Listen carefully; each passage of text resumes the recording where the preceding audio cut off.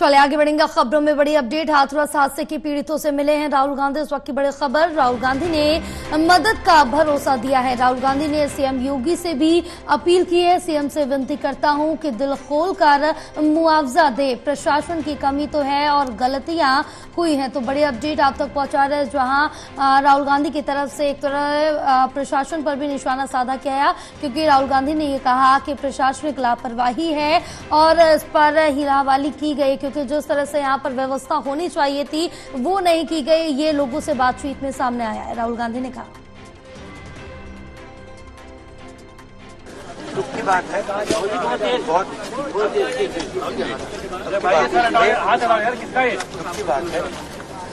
बहुत परिवारों को नुकसान हुआ है, काफी लोगों के बच्चे हुए हैं।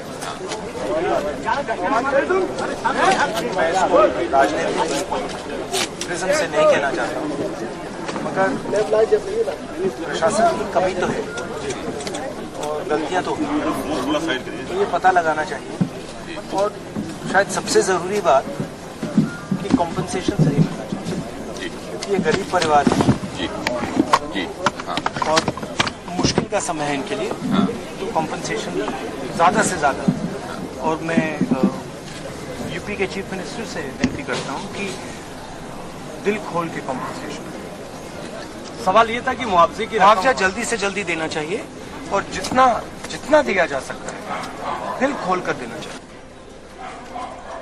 परिवार वालों से मेरी पर्सनल बात हुई है, उनके परिवार के बारे में, उनके बच्चों के बारे में, माता के बारे में, वो कैसे थे, क्या करते थे, तो वैसी बात हुई है। उन्होंने कहा कि प्रशासन की कमी है। उन्होंने कहा कि जो अरेंजमेंट वहां पुलिस का होना चाहिए था वो नहीं था, ठीक है। बट बहुत दुख में है, शॉक में है। तो ऐसी सिचुएशन में मैं उनकी जो स्थिति है, उनकी सिचुएशन है, उसको समझने की कोशिश करूँ। हमारे साथ हमारे सहयोगी रिया फोन लाइन पर जुड़ी हुई हैं और ज्यादा जानकारी लेंगे। रिया, जहां हाथरस में इतनी बड़ी त्रासदी हुई, कई लोगों की जान चली गई, लगभग 121 लोगों की जान गई, तो इस बीच राहुल गांधी हाथरस पहुंचे, जहां पीड़ितों से मुलाकात की और साथ ही साथ यहां पर उत्तर प्रदेश के मुख्यमंत्री से ये अपील भी की है कि जितना ज्यादा से ज्यादा वो लोगों को मुआवजा दिया जाए और उनकी मदद की जाए। जी बिल्कुल, देखिए जयापाल, जिस तरीके से हाथरस में एक बहुत बड़ी घटना घटी और लगभग 121 लोग जो है इस हादसे का शिकार हुए, ऐसे में विपक्षी नेता राहुल गांधी आज सुबह ही रवाना हो चुके थे घटनास्थल के लिए और साथ में जो पीड़ित परिवार है उनसे मिलने के लिए। उन्होंने जिस तरीके से मुलाकात की, उनके बयान जो है लगातार जिस तरीके से टीवी स्क्रीन पर दर्शक देख भी सकते हैं, उनका ये कहना है कि जो विपक्ष है वो पूरी तरीके से हर एक संभव मदद को करने की पूरी कोशिश करेगा।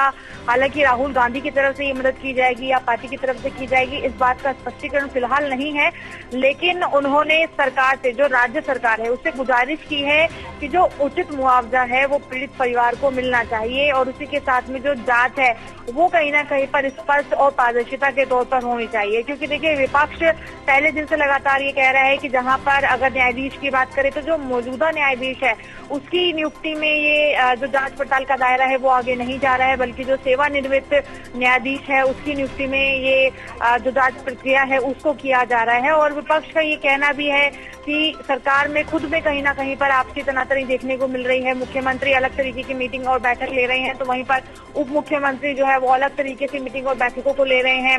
जब एसआईटी की टीम के गठन की बात की गई थी तो उसमें भी काफी समय लगाया गया था, उसके बाद ही टीम का गठन हो पाया और जो जांच प्रक्रिया है वो आगे पहुंच पाई।